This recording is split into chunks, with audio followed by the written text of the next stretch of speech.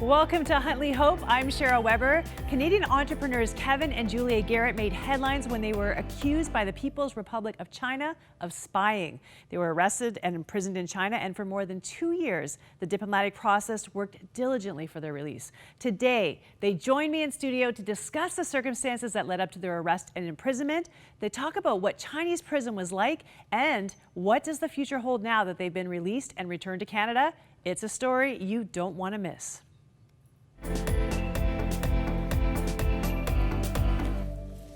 Joining me today is Kevin Garratt, a Canadian who spent 19 months in a Chinese prison on charges of spying. He was released September 15, 2016, and he joins us today to reflect on his experience.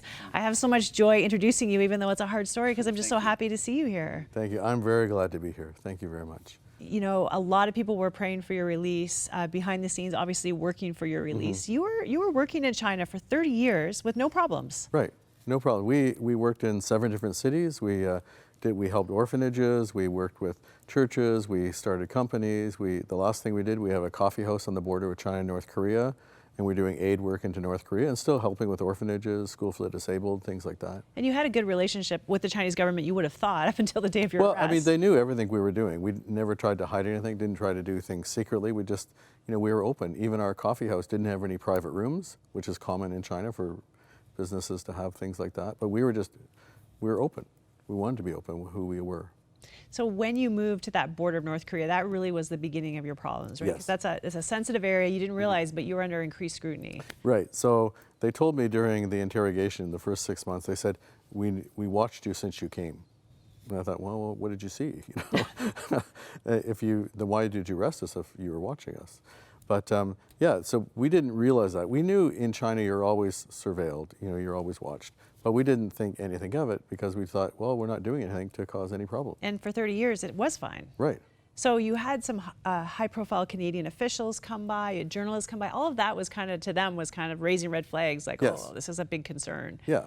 So tell me about that day you were arrested, because this was a complete out-of-the-blue thing. It was completely out of the blue. I had felt some tension in my spirit beforehand, and I said to our team, the worst that would ever happen, they would kick us out of China, which is right and wrong. But the day we were taken, we'd gone to dinner, and a friend had set it up for us. Could you talk to this couple about their daughter going to study in Canada? And we thought, sure, great. And we went to the dinner, had the dinner. The daughter didn't show up. They said she had a toothache. We thought, okay, a little strange. And as Julia and I were leaving, we said, just like that's a bit odd. It just seemed like an odd dinner. I don't know what it was. Something was odd about it. We get down to the lobby of the restaurant, and when we came in, it was empty. When we were going out, there was probably a couple of dozen people there. And Julia said, oh, it looks like a wedding. We better get out of the way. Well, it wasn't a wedding. It was basically an abduction. They took us, separated us, and I didn't see Julia for months after that. Wow. So you're taken to prison and you begin interrogation now. So were you tortured? Never tortured physically. Threatened with execution, threatened with 7 or 8 years in prison. Kept saying we're spies. I kept saying we're not spies. And but that kind of wears on you after a long time when you only have yourself to talk to, and of course you have God to talk to as well. But I just kept praying and asking God, but you're crying too because it's painful and it's hard. I think sometimes as people of faith we romanticize these stories, like God's present and your faith is overwhelming, and I'm sure there's those moments, but you're also human and exactly. You're scared exactly. and you don't know what's happening to your wife. Were there really dark moments? There were really dark moments when I focused on the situation, and there are dark moments when they told me things like, oh, it's going to be at least another 6 months, and I felt despair, but God, when I called to Him, answered, but it still felt the pain. But there are many times, probably many times every day, that God would answer in a verse or a song or in that peace that really surpasses all understanding. He would answer, but the pain, it didn't take the pain away. I just knew that God was present. How many moments did you see Julia over the 19 months that you were imprisoned? Over the 19 months, not many, maybe half a dozen times, but it was just moments. We didn't have really a chance to talk. We had one Christmas where they allowed us about 30 minutes together. Of course, there were other guards in the room, but it wasn't many. No chance to really talk about things for over 2 years. I heard you tell your story previously, and that first meeting that you had with Julia, you basically said to each other, whatever you feel, I feel. Yes, that's true. We had about 10 minutes with each other, And she said, do you cry? Do you this and this and this? And I said, exactly. Whatever you feel, I feel too. And we were going through the same things. And I think there's something in that there's the humanity of us where we do have these moments of despair. Tell me about the good moments, like when God's breaking through and you're like, yeah, he's here. I just, I read this Bible. I read it lots. This is the actual Bible. This is my Bible from prison. And just a whole nother miracle how I got it back. But this is a brand new Bible when I got it. And I'd hardly opened it. And it's actually not even mine. It has somebody else's name on it. So I'm not actually sure where it came from. Oh, wow. But it was in our house the night we were taken. And I read verses like Psalm 46:1. It says, God is our refuge and strength and ever-present help in trouble. And I have, if you see here, I've underlined in heavy black pen, ever-present. And because that's who God is. That's what he does. And he's ever-present. You wrote dates on it too. I have dates all through my Bible about times I read that. And here there's probably 10 or 12 or maybe more dates. And that's not all the times I read it. That's just all the times I wrote a date beside it. And this was, you woke up every day at 3:30 in the morning to do this. Yeah. Tell me about those early morning times. How long did they last? Well, first of all, there's no alarm clocks in prison. So God would wake me up at 3:30 in the morning, and I would just pray and read until about close to 6 o'clock in the morning when the whole prison would get up. A bell would go off, big alarm bell, and the whole prison had to get up. So my quiet time with God was between kind of 3:30 and almost 6 in the morning. So I had pretty close to 2 or 3 hours with God every morning. And it was, I just say, it's my church of one, but it was really my church of four. It was me, the Father, the Son, the Holy Spirit. And it was, how do I describe that closeness, except it was amazing. I wanted to yell, I wanted to scream and shout for joy, but I couldn't, or else I'd wake up the other 14 people in my cell. During those times, did you ever talk to God about the fact that you might end up being executed at the end of that? Yeah, because they threatened me with execution many times. And I just thought, okay, then you have purpose for me in being here. And if I'm executed, then that's also your purpose. Well, there's a purpose in that. Let's talk about that purpose, because you were alone for the first 6 months, but Yes. then after that, you shared a cell with 14 other people. I shared a cell with 14 other inmates. They were criminals or charged with being criminals as I was charged, but not being a criminal. But over those 19 months I was there, probably 80 or 90 people passed through my cell. And petty thieves, drug addicts, policemen, former policemen, and just everything, every crime imaginable they were charged with. But I just said, the way we worked in China was, Lord, let them ask questions, and let them see the hope that we have, and let us give an answer for that hope. And so people just started asking questions. I wasn't standing on my wooden bed and saying, I got to tell you about Jesus. I was just praying, and they would ask questions. Oh, what are you reading? Oh, can you tell me some Bible stories? Or someone said to me, you're like my mother. But what he meant was, she talks about Jesus too. Can you tell me about him? Or another one had seen the Jesus film. He said, can you tell me more about Jesus? Or one man, he was actually a doctor, he said to me, Kevin, and this is on his way to the big prison of 5,000 or 6,000 people. And he said, Kevin, I want to believe like you. But that happened again and again and again. Not every day, but I kept seeing God, that he was ever present and he was always at work as he says he is. I think there's a truth about, in going through a hard time, we see glimpses of God at work. Sometimes looking back, we get a better sense of the picture once we've had time to process and kind of see it unfold. Now you've been free, and thank God for that, for more than a year and a half. Yes. What is your perspective now about what God was doing in that season of your life? I think he was doing many things. There's certainly not one thing. One was, depend on me. You can't depend on anyone else. You can only depend on me, is what he's saying. And he says that in 2 Corinthians chapter 1. He says, this happened that we might not rely upon ourselves, but on God who raises the dead. Paul said that. And God was saying to me, trust me, rely upon me. I know what I'm doing. And I had to trust that. Some days it was really hard to trust in that, because I would look at my situation and say, it's hopeless. But then God would say, bring someone into my life, or bring someone who wanted to ask a question. I would see again, God, you really are at work and you have a purpose in this. There's so much more to your story. I know you were experiencing health problems that are now totally gone for some mysterious reason, which is amazing. There's so much more I want to unpack, but we'll have to have you back. Okay. Thank you so much for coming to share your Thank story. you. And we want to keep following you to hear what's going to happen next. Amen, I hope so. Well, God's not finished. He's still at work. He is not finished. And He's not finished with you either. If you're watching this and you're saying, I could never do what Kevin Garratt does, well, you never know what you're capable of till you get there. But whatever you're going through today, it doesn't have to be prison in a foreign country. Sometimes you can be in prison right here in Canada. You can be in prison in your own home. I just want you to know whatever's going on with you, that God can be present. All you have to do is just look up and say, help. Just come, help. Show yourself real. If you're real, show me you're real. If he's God, he can do it. And there's no harm, no foul to say that. Why not just give that a try and see what God can do? And if you want someone to pray for you, if you just want to reach out, totally confidential, you don't even have to give your name, give our prayer lines a call right now. That number is 1-866-273-4444. They are there all day, all night for the one purpose, to be there and to encourage you along on your journey. We'll be right back.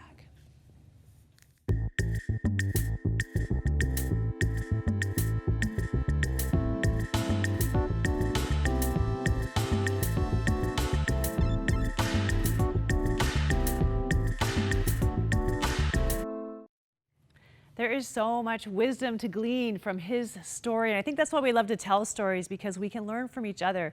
The truth is, there's just moments in life where there is no one else that will be there for you. Not your spouse can help you, not your family, not your friends. Sometimes we really just are all alone, and we need an encounter with God. We need God himself to help us make sense of what's going on in our life and figure it out. And he is the only one we can ask for that help. And Kevin gives a great roadmap on how we can do that. In just a moment, we're going to talk to his wife about her experience under Chinese house arrest and how she was able to cope with it. You're going to love that. But I want to talk to you a little bit about why we do share these stories. What we do here, we're really passionate about this being two-way. And if you're just watching this for the first time, I want you to know one of our most precious things that we offer here are prayer lines. So those moments when you feel all alone, you can't talk to anybody else about what's going on. Maybe you're in that moment right now and you just don't feel safe. That's why we have the prayer lines. It is totally confidential. Some of the kindest people you'll ever meet, and they are there to help you walk through that moment, to pray with you, to listen to you, to encourage you. We all need encouragement. We all need help along the way. If you need that today, please give our prayer lines a call. Again, that number 1-866-273-4444. Right now, take a look a little bit at what we do here.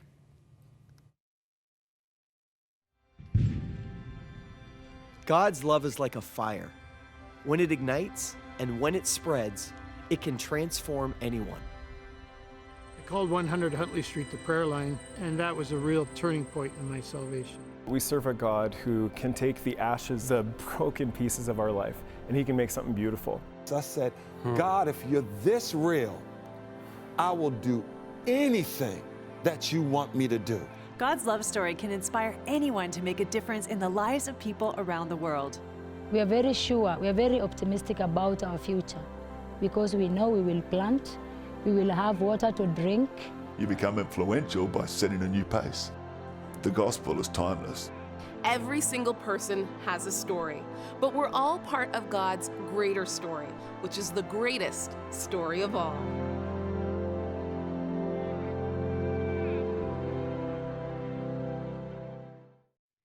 You may not know this, but we're 100% supported by viewers like you, and we thank you so much for all your support. You enable us to stay strong and bring incredible stories like the Garrett stories that we can learn so much from. If you've never considered supporting this ministry, can I invite you to do that right now? You can go to 100huntley.com and find out more, but thank you so much. Well, up next, Kevin's wife, Julia, shares her experiences under Chinese house arrest.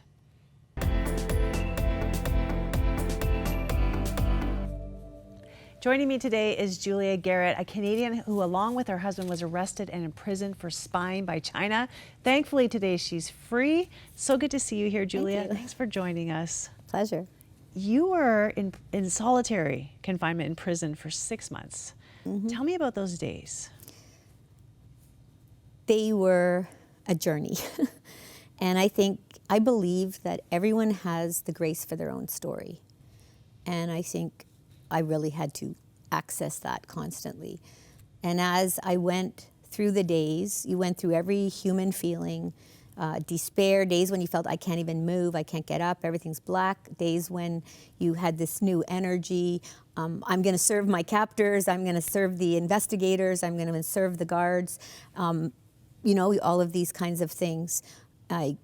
God just came closer. I knew his voice before I went in. It wasn't like I suddenly started a relationship with him then. And I was really thankful that I started when I was young and I got to know him because he had a lot to pull out of the well. And then he had a lot to add to the well.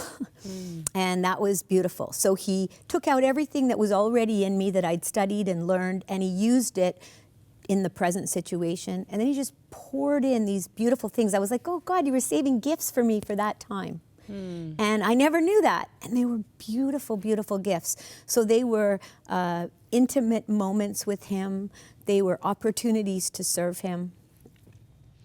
You were in, when I say you were in solitary, you weren't really solitary. You had 2 guards with you in the room, right, at all times. Yeah, the way they do it is they post 2 guards sitting in a room with you. So you're in the room with my bathroom was in the room, so it was quite embarrassing. And the guards are sitting there with little notebooks, and they have to write down everything you do. And they aren't supposed to talk to you or interact with you, but I thought, okay, God, you've got someone watching a Christian 24/7, and I really want to represent you. And I didn't always feel like I did a good job of representing him. But I thought, wow, it's immersion for them. And they rotated every 8 hours, and I felt like that about the guards. And I was really thankful I loved China so much because the guards just turned into children to me, and the interrogators turned into people I would have had over for dinner.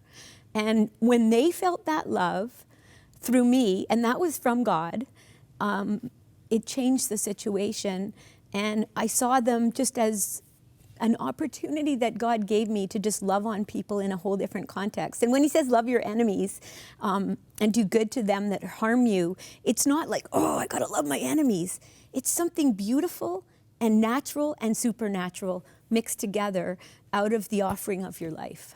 At the end of those 6 months, they actually asked you about that. Are you gonna hate Chinese people now? Are you gonna hate this country now? Yeah, my chief investigator, who I developed just quite a relationship with over the whole time, despite his attempts to really turn mean at times. And he said to me, Julia, after all we've done to you, are you going to hate us? And I said, I came here to love you. And that stuff that happened was the system. But why would what you've done to me change how I love you? It doesn't change it a bit. And he was really, really surprised, and he said, you can have any tea you want. This was right when they gave me back my passport, and 3 weeks before Kevin was released, and I was allowed to come back. And I had this really intimate conversation, but I'd also asked beforehand, in prison, I asked God, before I leave, could I have a meal with my captors?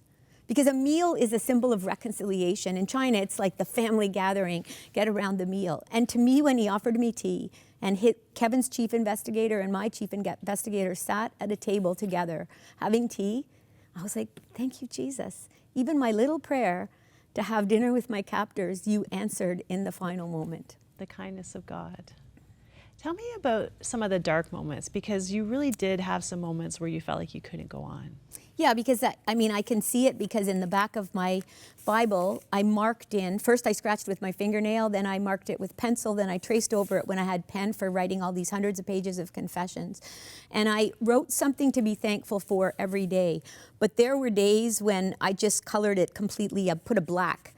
And that was just like a day I could not just get up, I couldn't move. And then I was like, okay, God, I thank you for black. You know, and I think that there was a moment, and I think if you flip back to the page just before that, I figured if they let me keep anything, they'll let me keep this word, which is so precious. Okay, at the end you wrote this, yes. And I wrote this on one of my darkest days, which was November 17th, which was 3.5 months into the experience, and in the front you can see I documented it, and I said at that time the human part of you starts to despair, and you have to keep renewing it with the word and the spirit, and you get a renewed appreciation for the single tiny act of kindness. And so I had written that there, and then I was just, God, I can't float anymore. They were just like hammering me, three investigators, 6 hours a day, just hammering me with questions. I was like, let them ask about Jesus and not about spying, because I just can't do it. And my mind was just all night trying to think of answers. And really God just gave me this. And so I wrote it down, and just talking about I was having this rush of sadness. No matter what I said and did, it was overtaking me because my heart was just too sad. And then I heard this like gentle whisper of the Holy Spirit. And he just said, just turn over and float. And before that, he had said, just talking to me about walking on water. And when he said just turn over and float, I thought, that is the perfect thing. He didn't say get up and sing songs. He didn't say run around and serve your neighbor. He just said turn over and float. And I was like, okay, I was on the bed like upside down, facing down, and I just turned over and I thought, he's so gentle. He knows right where I am and what I can do. And I just turned over and then actually just thought, floating is actually kind of fun. And even though it was just symbolic, then after that, of course, I could stand up and I sang again and I just, did all those things. And I often danced and sang in the room and had energy to do that. But when I didn't, I thought, wow, God knows. And he just says, turn over and float. And that got you through? Yeah, well, it got me just one step at a time. And then the next day and, until he gave me the next thing. So he really taught me how to walk by faith, but he drew me into even more intimacy than I'd ever had in terms of the revelation of heaven and his very personal friendship in my life.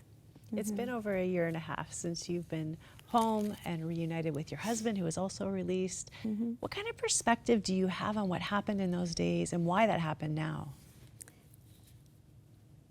Well, I'm glad it happened to us because we loved China and loved North Korea. And that didn't change. You didn't get And that bitter didn't after change. this. No, I still love people and I still miss them. I wish I could be there again. Our family loves the country.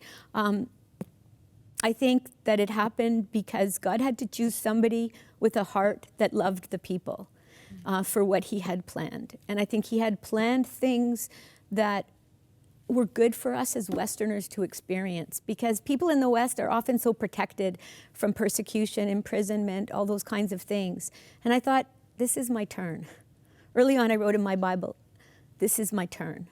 And I thought, this is my turn to represent and stand up in this kind of context. And if I ever come back, which I now am back, then that's what I want to say, that God is God. And don't forget to pray for people who won't ever come back and won't ever speak to you face to face, because your prayers sustain them through those days so that they can take their turn and love the people wherever they are, in whatever situation they are, with the love of God. And he's chosen to use people to represent him. I kept thinking, God, you got to introduce yourself through me today, because I certainly don't feel like, I'm out of it, or I don't think I can do it. But you have to try. I know there's people watching right now who feel like they are in prison, that they're in situations they can't get out of, sometimes of their own making, sometimes not of their anything to do with them. What would you say to them about a key, how they can get through? I'd say first, make sure you're going to the right people for help, because God is the first person to go to for help. Not your friends, not your Christian friends, not your neighbors, not your doctors. I'm not saying don't go to them, but don't go to them as your first resource. This is your first resource. God is your first resource. And he has something for your story that's unique to your story. Someone else's story may have had someone else's resources, but it won't have your resources. And if you really believe that God's created you and then partners with you to give you the resources for your story, then you have to go to him first to get them. And as you get them and you work with him on it, he shows you his plan and his design for the worst times in your life. That has so much weight coming from you, who has suffered so much, not just your own self, but even seeing your husband sick, not knowing if you were ever going to see him on earth again. Thank you for coming just to share what you learned in those hard moments. Pleasure. We're looking forward to seeing what's next for you.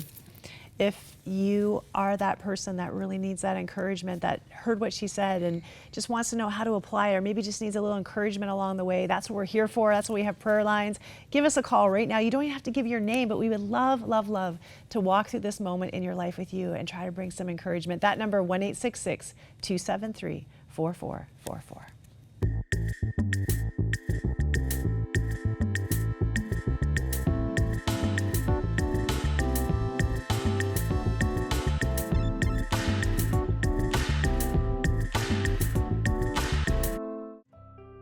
Felt like the end of the world to me, and it felt like I didn't have anything left to live for. Rather than being elated or thanking God that I was still alive, that I had another chance, I started picking up more Ambien off the floor that I'd spilled. At the revelation of Jesus Christ, our trials will result in purpose and honor and glory. I hadn't done anything except gotten prayed for, and I wanted to know more. The person that says hope is what keeps me alive can also go, well, wait a minute, if I have hope, there must be joy here too. And then we see that, wait, there's purpose in my difficulty, there's purpose in my trials. I tell people that I took my own life and God gave it back to me. I felt something I'd never felt before, which I now know is the Holy Spirit. This moment doesn't have to define me. With sorrow, with grief, with anxiety. Jesus heals, and that there is hope for me, and it doesn't matter what doctors say, and it's just like somebody gives you an injection of life. Hope is such a great word for us to think about today. And I know sometimes you feel like hope is a million miles away. What I loved about the Garratts is that they were honest. Sometimes, you know, we feel like if we're depressed, if we feel hopeless, if we feel like we can't go on, there's a little voice right there on your shoulder saying, you know, you're awful. You don't have any faith. You know, this is the end, and nothing will ever change. And there's just always negativity. We're hard on ourselves about it. But listening to both of the Garratts, people who experienced incredible encounters with God in prison, have incredible stories to share. They had moments of complete despair, totally wanting to give up. You know, this is the human condition. But here's what you need to know. Your today is not your tomorrow, and it certainly isn't your forever. And just because today you feel like hope is a million miles away, that you can't even relate to what I'm saying, to what they're saying, that doesn't mean that's not how you're gonna feel tomorrow or the next day. And the Bible gives this great verse. It is my favorite verse. I actually have it on my coffee mug in the morning. It says, weeping endures for a night, but joy comes in the morning.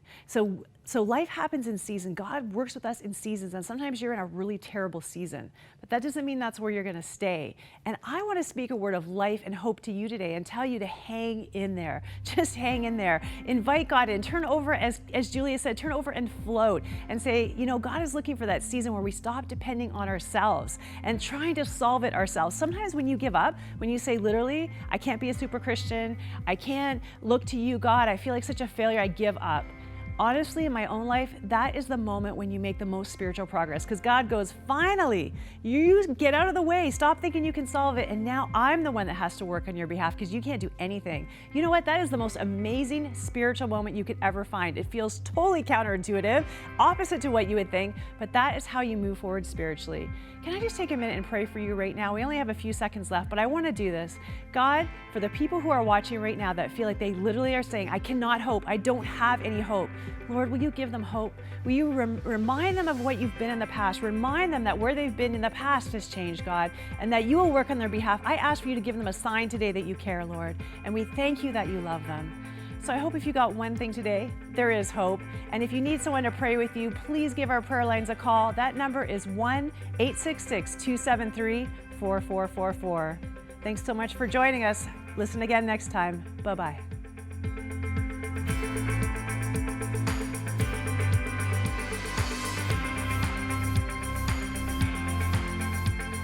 Thank you for your ongoing support of Crossroads, a member of the Canadian Council of Christian Charities. You can write to Crossroads, P.O. Box 5100, Burlington, Ontario, L7R 4M2.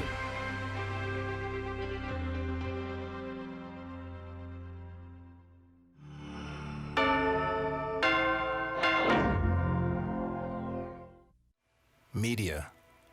This medium.